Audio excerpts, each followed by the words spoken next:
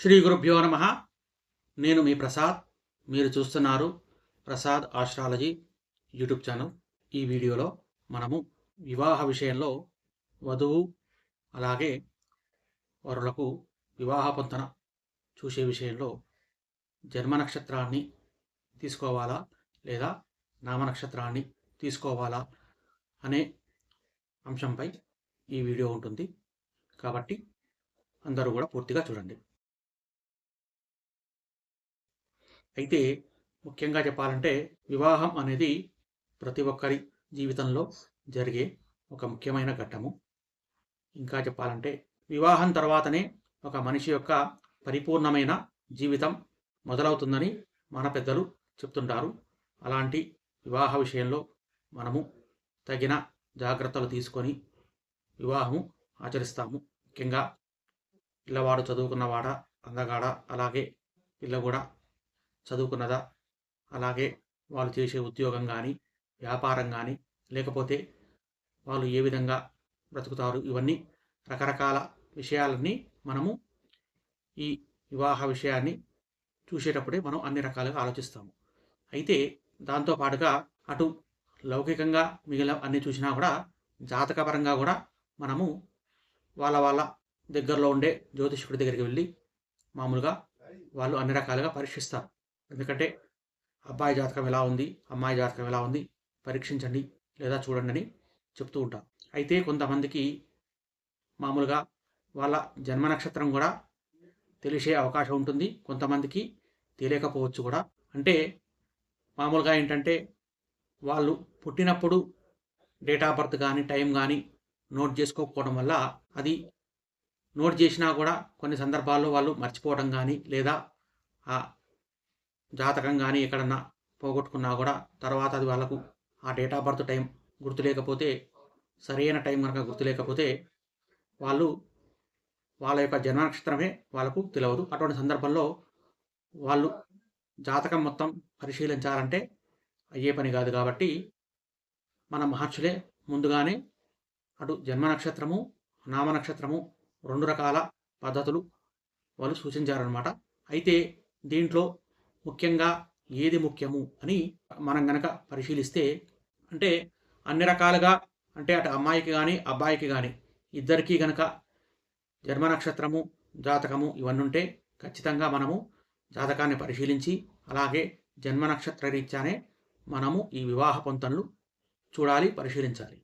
అయితే ఒకవేళ గనక ఎవరికన్నా వాళ్ళ యొక్క జన్మ నక్షత్రము తెలియని పక్షంలో మనం ఏ విధంగా చూడాలి అంటే అప్పుడు మనము ఈ నామ నక్షత్రాన్ని పరిశీలించాలి.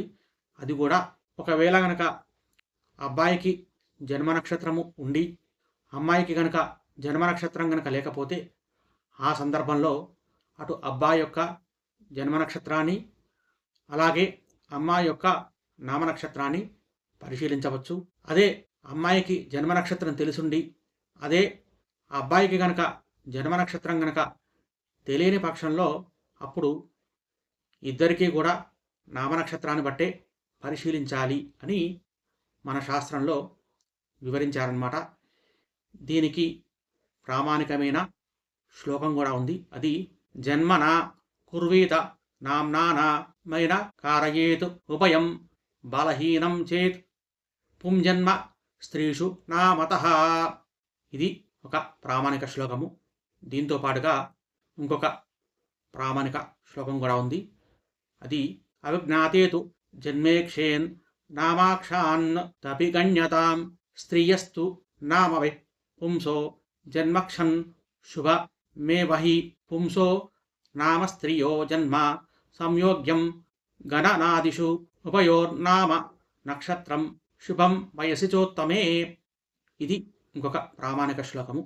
అంటే దీని అర్థం ఏంటంటే జన్మ నక్షత్రములు తెలియనప్పుడు నామనక్షత్రముల నుండి పొంతన చూసుకొనవలను. స్త్రీకి నామనక్షత్రము, పురుషుడికి జన్మ నక్షత్రము శుభప్రదము. అదే స్త్రీకి జన్మ నక్షత్రము, పురుషుడికి నామనక్షత్రము తగదు. అలాగే వయస్సు చెల్లిన వారికి నామనక్షత్రము సర్వోత్తమము. ఇంకా ఉపయో జన్మ నక్షత్రం సర్వోత్తమ ముదాహృతం. అంటే ఇరువురికి జన్మ నక్షత్రము అయినచో ఉత్తమోత్తమము అని భావం అన్నమాట. అంటే కన్క్లూషన్గా చెప్పాలంటే మామూలుగా జన్మ నక్షత్రం అనేది నెంబర్ 1 అన్నమాట. అదే జన్మ నక్షత్రం కనుక తెలియకపోతే, అంటే ముఖ్యంగా అమ్మాయికి కనుక జన్మ నక్షత్రం కనుక తెలియనప్పుడు పురుషుడి యొక్క జన్మ నక్షత్రాన్ని, అమ్మాయి యొక్క నామ నక్షత్రాన్ని కలిపి జాతక పొందన చేయవచ్చు.